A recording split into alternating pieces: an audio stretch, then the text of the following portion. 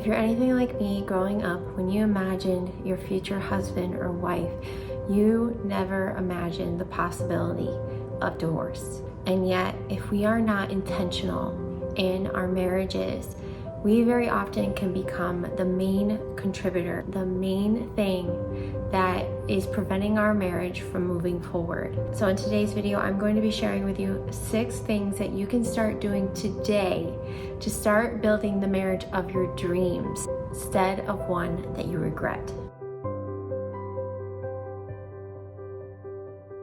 The first thing that you can do today is start focusing on your own growth. Stop thinking and worrying and obsessing over your partner.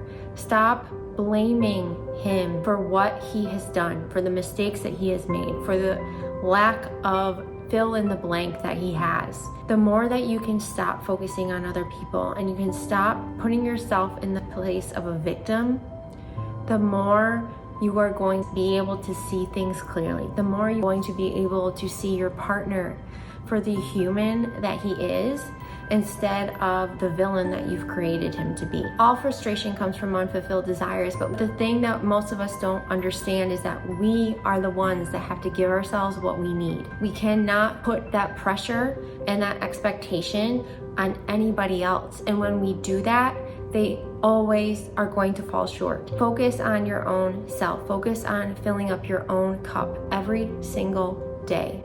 Focus on asking yourself, where is it that I am feeling unfulfilled and unhappy and frustrated? Because those are going to be the clues as to where it is that you are feeling depleted.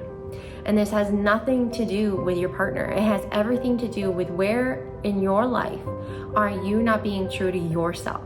Where are you saying no when you should be saying yes? Where are you saying yes when you should be saying no? This was absolutely the pivotal moment in my husband and I's marriage when at almost 3 years married, we were looking at divorce dead in the face. What pointed us on the path of growth and healing was me eliminating the focus off of my husband and putting the focus back on myself, pointing the finger back at me and asking myself, where have I gone wrong? Where have I not been true to myself? Where have I not been showing up in this marriage the way that I committed to being, the way that I desire to be? And the more that I did that, the more the answers became clear. The more I was able to see where it was that I was depleting myself, and therefore I was contributing to the destruction of our relationship, of our partnership, of our marriage. Number 2, assume the best of your partner. I don't know who taught me this. One of the most powerful tools in my toolbox when it comes to building the marriage that I am proud of, when it comes to nourishing my relationship with my husband, has been assuming the best of him. Just like my children, my husband is good inside. I am good inside. You are good inside. And it's in those tough moments and in those tough seasons that more than ever, we need to be assuming the best of our partner. That does not excuse his actions and his part in everything, but it has been me that has escalated so many things because of my assumption that he is evil, that he is negative, that he is the problem, that he is worse than he actually is, that his intention was to hurt me, and oftentimes his intention was never to hurt me. And when we think of that in our own selves, how often have you been in this situation where you have unintentionally hurt someone or unintentionally offended someone? That is so easy to do. And it's something that I have had to relearn, especially in motherhood, that we are all human and that we are all going to make mistakes and that we are all going to have human moments. It is my job in this marriage to assume the best of my husband, just in the same way that I hope and pray that he assumes the best of me. Number 3, say goodbye and hello to your partner every single day. One of the things that I learned in therapy with my husband was one of the biggest tension points of our day was when my husband would get home from work. It would be this buildup of expectation, of anticipation of when he was going to walk in the door. When we became parents, this was something that became such a crucial point. How we said goodbye to each other in the morning and how we said hello to each other in the evening. Because very often I did not even get up from my seat when my husband got home. I would be nursing, I would be in another room, I would be cooking dinner, I would be folding laundry. It did not occur to me that I should stop what I'm doing and go greet my husband and welcome him back into our home. Unintentionally, I had no idea that I was actually pushing my husband away. By not greeting him, by not making it a point to welcome him back into our home and into our space and into our rhythm, I was making him feel unwanted. He was feeling like he was just out there to earn a paycheck and that he really wasn't needed otherwise. He wasn't missed because he wasn't receiving affection from me. So it was like he could come or he could go. It didn't really matter. And I really didn't understand that. And it's so sad for me to look back on that time of our marriage because I can only imagine how that would have felt. And I put myself in his position. That makes perfect sense to me. That of course, everyone wants to be cherished. Everyone wants to be valued.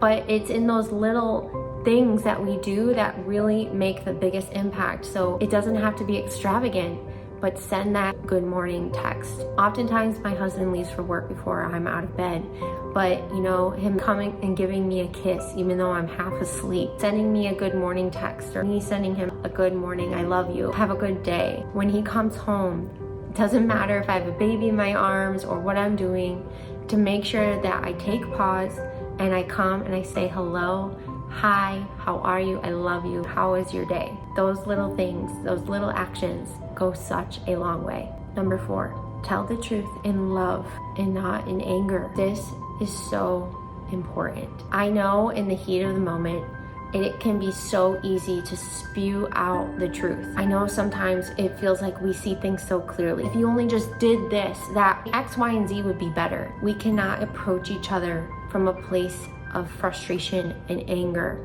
That is not going to be heard. Though you might have good intention behind it, and it might be coming from a place of love and service to your marriage because you want to better it. It is so important that you take pause and you come back to your partner from a place of love and calmness and speak to him as an equal instead of an authority. I know for me, this is a huge trigger. I do not do well being talked down to like a child. I do not do well with having a man tell me what to do. And this goes for both men and women. Men do not want to be made to feel small and to have their ego damaged, and women do not want to be talked down to by a man. They want to be cherished and valued just as a man wants to be respected. Something that my husband and I have learned to do over the years, and we're not perfect at this. Whenever we're feeling really heightened or angry, making a point to get some space, and when we come back together to make sure that we talk when we're both calm, and to make sure that the way that we say things to each other is not in a way that is to belittle one another, but when the focus is on that we are on the same team and that it is not about a me versus you. It is not about I'm better than you. It is about this is what I see, and I'm bringing this to your attention from a place of love and wanting to help and not to put you down or bring you down. And number 5, forgive one another. Marriages are never perfect because humans are never perfect. You are human. I am human. My husband is human. We are never going to get it 100% right. We are never going to be perfect at this. There are going to be mistakes. There are going to be moments that we fight. There are going to be hard conversations. But what is important is to remember, extend the forgiveness that we all deserve. Sometimes the answer is just forgiveness. It's just acknowledging that we had a human moment and offering that clean slate, because we cannot move forward without forgiveness. Something I read recently spoke about how it is never too late to repair. The importance is that we do it. It's never too late, and it can often be one of the most healing and nurturing things that you can do to help move your marriage and your relationship forward. And last but not least, number 6, don't make your marriage about you. I know you might be asking yourself, but the first thing you told us is to focus on our own growth, to focus on ourselves. And that's true, but we focus on ourselves to better our union, not just for our own selfish gain. That is something that has been so vital in my own marriage that I had to share that with you today. The thing that my husband and I continue to come back to over and over and over again is that we are a team. It is not about me. It is not about him. It is about our union and the family that we have built. It is about how we contribute to this living, breathing thing that is our marriage. And how are we showing up? Are we showing up in the best way that we possibly can for each other? It's not just about him.